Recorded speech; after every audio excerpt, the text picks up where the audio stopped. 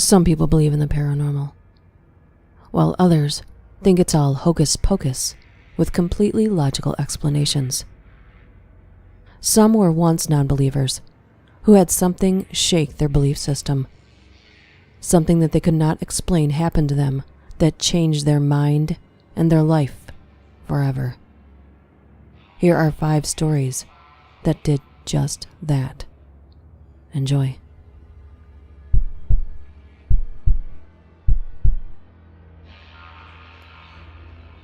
I was in the 7th grade, and we just moved into a mill town house. One of those houses built close to a dam and textile mill that used to house the families of mill workers. The upstairs area always gave me an eerie feeling, but I shrugged it off as the discomfort of living in a new place. From the very beginning, I had trouble sleeping and was jolted awake in the middle of the night repeatedly for no apparent reason. I started hearing thumping. It started as occasional soft thumps, seemingly coming from the attic. I had my dad check it out to ease my mind, but he found no explanation. Fast forward a few weeks. The occasional knocking was becoming louder, and I continued to wake up in the middle of the night. One night I was jolted awake again, but this time I heard a loud bang, accompanied by the sound of breaking plastic. I looked to my window across the room, and the blinds had been completely torn and were in disarray. My door was closed, the windows were closed, and the house was locked up tight. I don't think I've ever run so fast in my life. I made it downstairs pretty quickly, and the sound woke my parents, so they went upstairs to check it out. They found no cause or explanation. I slept on the couch downstairs until we moved shortly afterwards. My parents still live in a neighborhood not far from the house, and I've noticed that it never keeps an occupant for too long.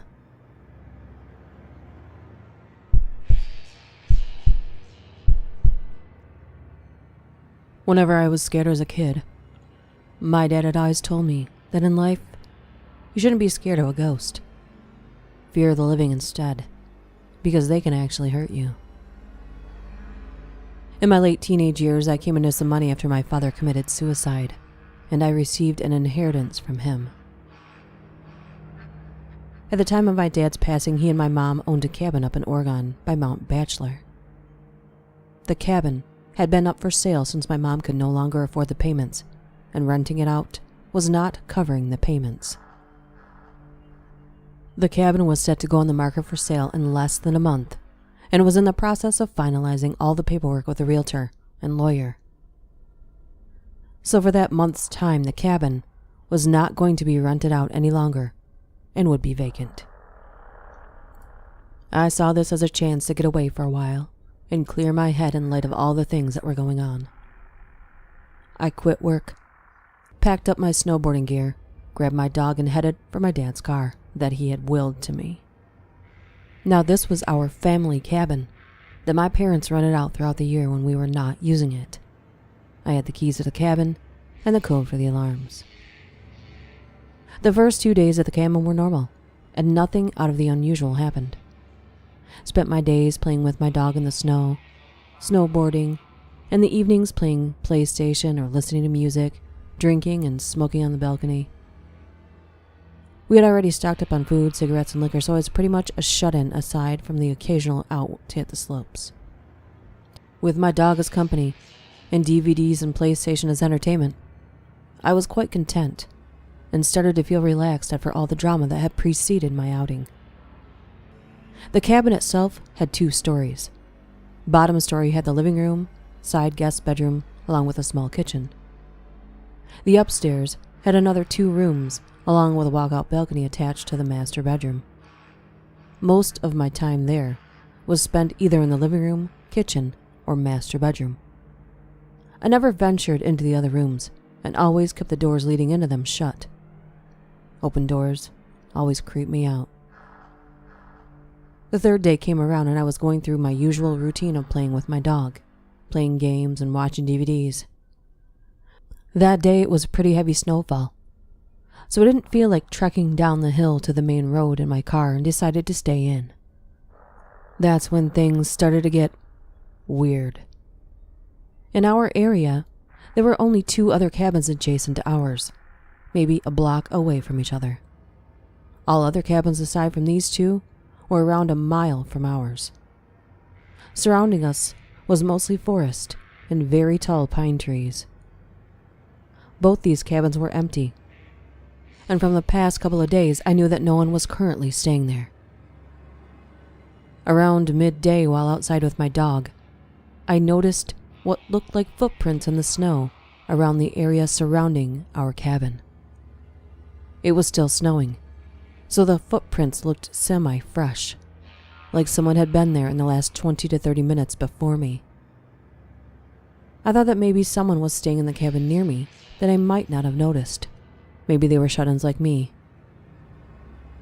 The prints led away from my cabin and then disappeared in the snow toward the denser part of the trees. I disregarded the footprints and went back inside. Nighttime came around, and I decided to head to bed. My dog was laying on the bed with me when I noticed his ears perk up to a standstill listening position. This was followed by him quickly jumping off the bed and running downstairs to the living room. I lay in bed and stayed silent. I could hear him moving around downstairs, back and forth. After around 5 minutes, he ran back upstairs to me and started to do his doggy dance for the sign that he needed to go outside. I can't say no to him, so we both went downstairs to go outside to the driveway for him to do his thing. Only, he didn't want to pee. As soon as we were outside, he started to pull on his leash, trying to drag me to where he wanted to go. He kept looking into the dense part of the trees where the prints had been earlier. But he also kept sniffing the side of the house and looking up toward the roof. After he figured out that I was not going to go where he wanted, he sat himself down and just stared into the darkness. A bit unusual for him, but all right. Maybe there were animals outside, and he wanted to chase them down. Not wanting to chance anything, I pulled him back inside, and we both went back upstairs.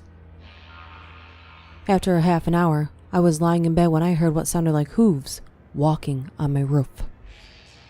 It was only a series of around 6 steps, and I rationalized that it could be a pine cone falling from a tree onto the roof, or maybe a kind-hearted forest animal running around. But here's the thing. The steps seemed to be spaced apart like a man's length stride. So it was really freaking me out. My dog heard the noise too, and ran to the balcony, expecting for me to let him out. I'm a tough guy, and at the time considered myself to be fairly well built and strong enough to handle myself. So I grabbed my coat and shoes, along with my cigarettes and flashlight, and went out onto the balcony. As soon as I was outside, I lit up my cigarette and started canvassing the roof with my light. Nothing there, and the snow on top, undisturbed. Was it all in my head? It couldn't be, because the dog heard it too. Maybe he was feeding off of my fear or paranoia. I started to calm down and relax a little. My eyes started to adjust to the darkness, and I kept smoking and just staring at the stars and trees next to our cabin. And that's when I saw it. In a tree that was a little taller than our cabin and around 20 feet from the balcony, I saw what looked like a man crouching in a squatting position in between 2 branches. It was squatted on one branch and its arms were extended above its head, holding onto the branch above it. Fuck me, what the fuck is that? I wasn't even sure if I was really seeing this thing, and just stood there, staring, motionless. I noticed my dog stand up and start pacing behind me and lightly barking at the same time. The thing still did not move. I put my cigarette out and was debating on shining my light in the thing's direction, but something in my head kept screaming not to. So I walked backwards to the inside of the room and pulled my dog in with me. Once inside, I locked the door and shined the light in the thing's direction, but there was nothing there. I shut the curtains to the screen door and retreated back to bed. Later on in the night, I heard light tapping at the screen door, like someone was tapping on the glass with their fingers. It was consistent. It did not stop for nearly an hour. My dog seemed to just stare at the door, but he wouldn't even go near it. The weirdest part was that I had a feeling like someone was inviting me to open the door. But at the same time, I kept hearing my dad's voice in my head telling me to stay in bed and not do it. I listened to my dad's voice and just stayed where I was. Eventually, I passed out and woke up in the morning and everything was normal.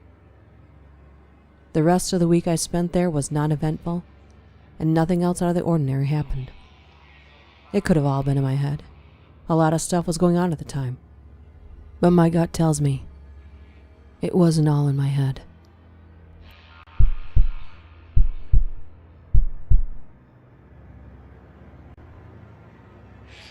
I grew up in the Arctic. In the town I lived in, as long as it was a clear night, it was an extremely normal occurrence to see all sorts of strange lights move across the sky. Keep in mind the winter is long in the Arctic, which means longer amounts of time being spent under the stars. It's quite beautiful, as long as you don't mind the cold so much. Sometimes I would drive a snowmobile a few kilometers out of town, shut it down, and just lay down on the snow looking up at the majesty of it all. The only thing disturbing about the silence being the occasional breeze. The northern lights are also a common occurrence. Doesn't happen every day, but often enough that they start getting ignored after a while. As long as they aren't too spectacular, anyway. On one particular night, without asking my parents, I decided to go on one of my midnight drives out of town. I drove a few kilometers over the hills to find a spot devoid of light, shut off the machine, and settled into a good spot to look up and be retrospective. It wasn't all that interesting a scene. A few satellites passing here and there, some relatively boring activity affecting the magnetic field, etc. And then I started noticing a clicking noise. At first, I thought it was the sound of the snow machine cooling down, as engines expand and contract a lot in the cold. But the source of the sound definitely wasn't coming from that direction. My next thought was there must be an animal nearby, in which case I needed to get the fuck out of there.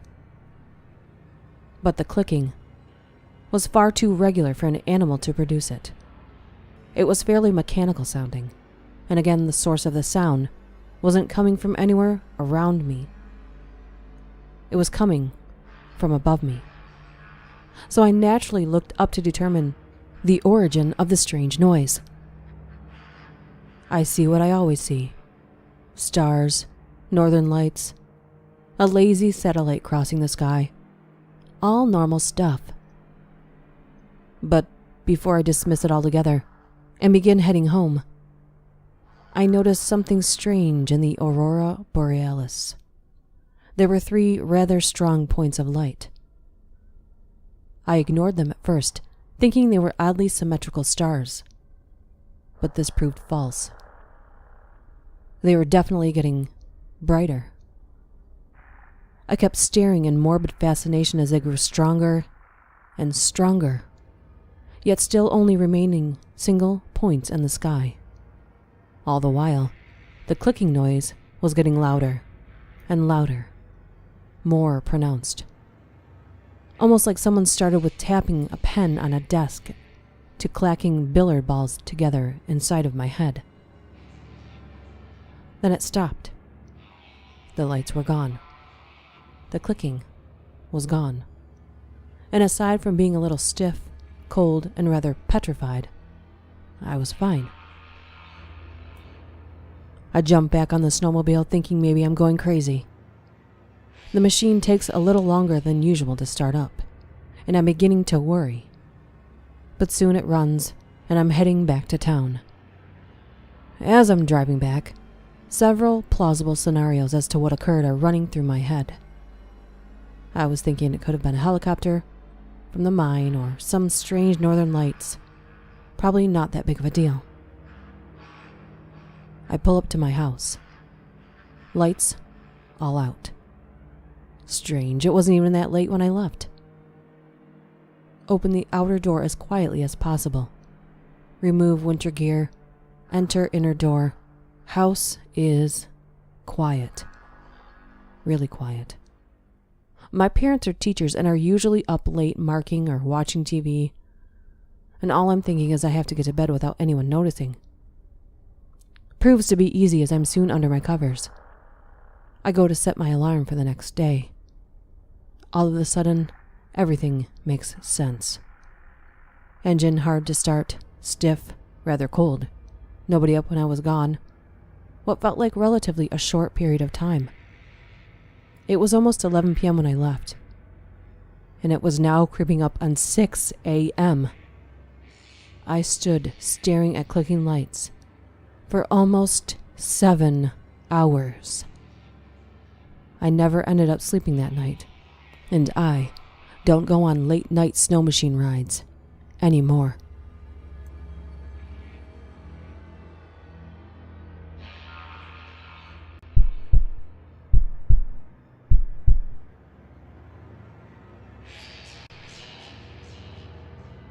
I was in my first year at university, completely new to the city and its surroundings. One evening, my friend and I decided to take a trip to the mall. It was around 8 p.m., and we got on a bus that my friend claimed would take us to the mall. We ended up at an empty bus terminal at around 10 p.m. We waited and waited for another bus back, but there was no one there but us.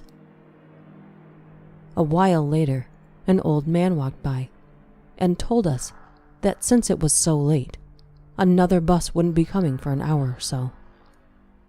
He told us to turn and walk down the road, and we'd find a bus stop where a bus would soon come.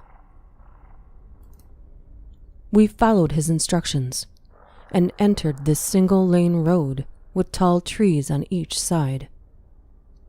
There were only a few street lamps working, so the area was dimly lit. The road was built on a slant. Our bus stop was in the middle, and we could see all the way up and down the road. All we could see was the road and trees on either side for at least a half a kilometer. We waited and waited. My phone battery died, and my friend had forgotten hers in her dorm room.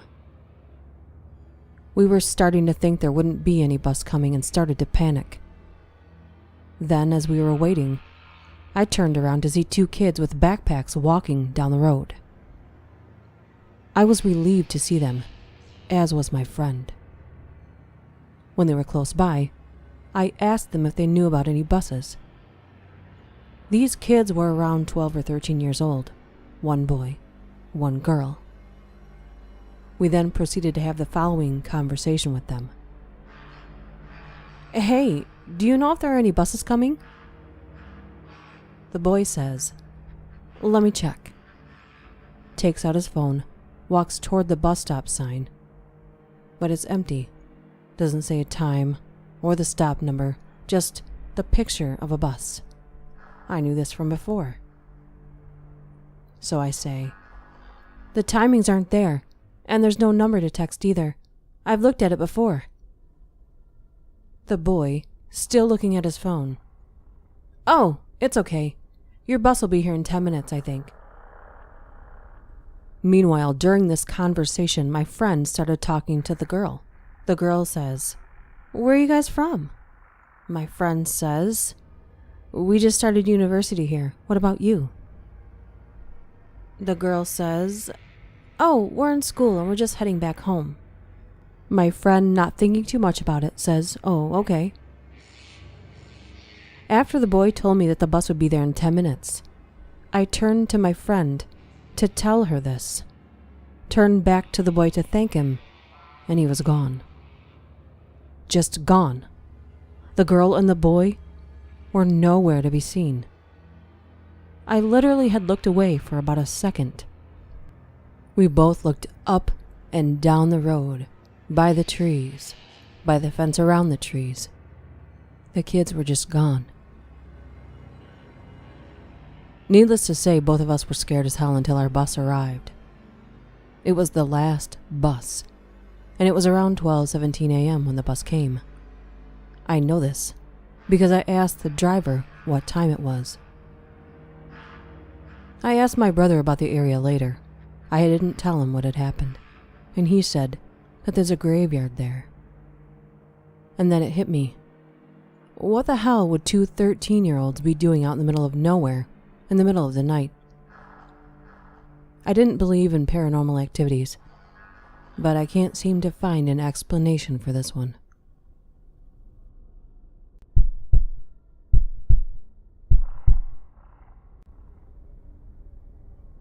I was at a friend's dinner party once when he revealed that one of the guests was a respected psychic. I am a huge skeptic, and I swear every word I'm about to type is true, and there were many witnesses. The psychic agreed to do a reading for us. We were all in the living room, maybe 20 people or so. She began with the expected stuff we think of when we think of a psychic doing a cold reading. I had had a few drinks and was feeling pretty loose, so I was just observing and waiting for her to do anything interesting that an observant person or someone trained in cold reading couldn't do. About 20 minutes into it, she stopped and said, "Okay, there is a stronger power than mine here, and it needs to be acknowledged." I perked up, thinking things were about to get interesting. She said anyone who had anything to say should speak up. She asked us to look around the room and allow ourselves to see one another clearly and look into each other's eyes. And if we felt impressed to tell someone something, we should. I will admit that I felt a little drawn toward a woman I have never met. Her name was Tammy. I didn't say anything. The room was silent, and the silence got awkward. Like when a teacher waits overly long for a student to respond to a question he or she clearly doesn't know. So she probed again. Someone here has a strong gift and needs to tap into it. There are messages waiting to be heard. If you feel drawn to someone, say so. There was another silence. Then, she looked right at me and said, "Oh my God, it's you. You are a gifted empath. You must speak." I blushed and kind of laughed it off, but several of the guests insisted that I must speak my mind. So, I said I was feeling drawn toward Tammy. The psychic asked me to let my guard down. "Reach out with your mind," she said. So I tried to let my mind go blank. Suddenly, I could hear the song Journey, "Don't Stop Believing," in my head. Not my usual stuff. Then I started to feel sad. I'm normally a pretty happy guy, and this odd wave of sadness just came over me. At the same time, the name Mark came into my mind, followed by an urge to tell Tammy, "Thank you." I didn't know what to do. The psychic told me to just start talking. Describe what I was experiencing. So I did. I closed my eyes and started to talk. As I got to the thank you part, I started to choke up and cry a little. I was actually feeling extreme gratitude. I opened my eyes and Tammy was white as a ghost. Her friend Mark had died in the early 90s from complications with AIDS. She had been the only friend in his group of friends to visit him, and she did so regularly. The song had been their pep song, and she said Mark had died unexpectedly after seeming to have rallied a bit. Tammy was trembling. I was shaken. The psychic was smiling, and the guests were all staring at me. A bevy of questions followed, almost none of which I could answer. I've always relied on my gut, but had never had that specific of an experience before. I do not believe in an afterlife, and as I said earlier, I've always been a huge skeptic. I could not explain what had just happened. Others asked me to read for them. I didn't know what to do, and was frankly a bit weirded out. The psychic told me to hold people's hands and look deep into their eyes. That night, I told a man I never met that Sharon, the woman that allowed her friends to pay her for the right to molest him as a boy, was sorry and in torment.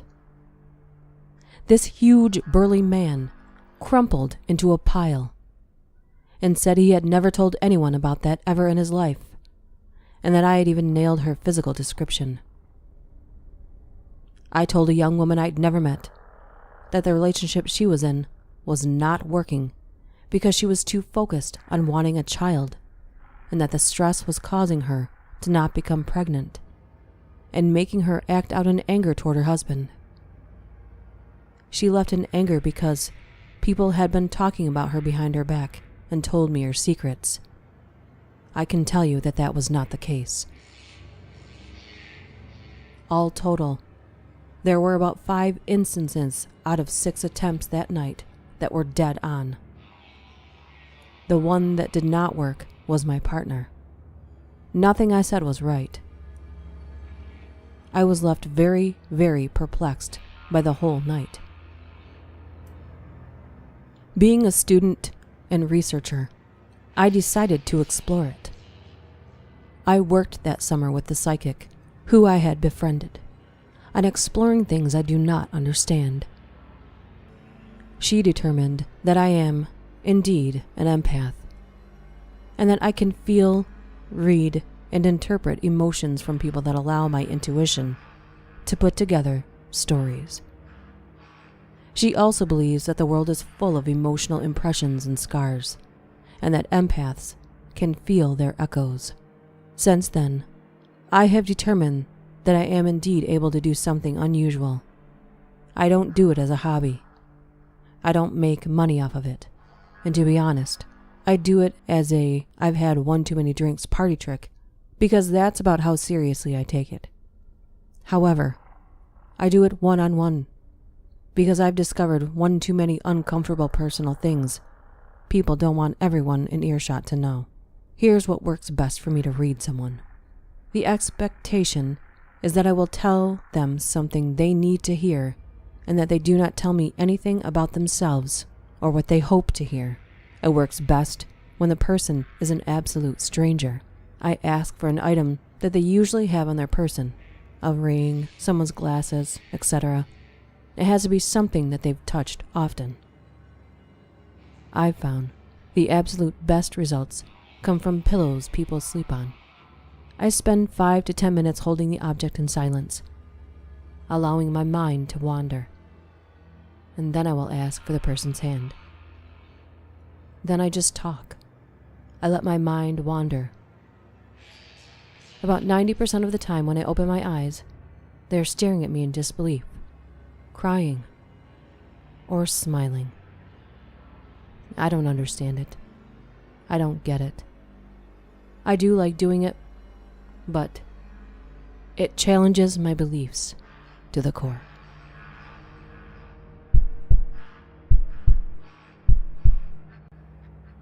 What about you? Has something like this happened to you, making you see the other side for just a moment? Or are you someone who has yet to experience anything unexplainable? Are you someone confident about the afterlife, someone who has all the answers. If that's the case, then my dear, I am looking forward to an email from you when you see something unexplained before your very eyes. If you have a story you would like to see featured here, please contact me through any of my social media links or email me at DuchessDark676@gmail.com. See you next time.